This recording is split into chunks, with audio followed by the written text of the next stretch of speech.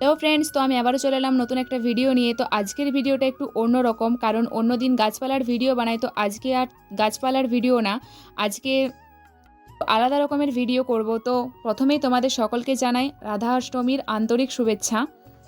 আমাদের বাঙালিদের 12 মাসে 13 পার্বণ। এই কদিন আগে জন্মাষ্টমী গেল আর এখনই রাধা অষ্টমী। তো প্রথমে আমি সকালে স্নান করে নিয়েছিলাম, তারপরে যে আমার গাছ থেকে কিছু ফুল তুলে নিলাম। তো এখন এই যে যা যা লাগে তা আমি নিয়ে নিচ্ছি ডালিটাতে। আর পুজোটা আমাদের বাড়িতেই হবে, কারণ এই পুজোটা বাড়িতেই হয়, আমরা কোথাও যাই না পুজো দিতে।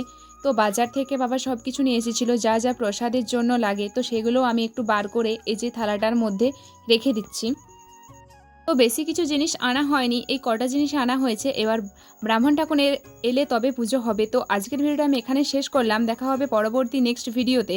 তো তোমরা কারা কারা রাধা অষ্টমী করছো অবশ্যই কমেন্টে জানিয়ে, আর ভিডিওটি ভালো লাগলে অবশ্যই একটা লাইক করে চ্যানেলটিকে সাবস্ক্রাইব করে পাশে থাকুন। দেখা হচ্ছে, টাটা।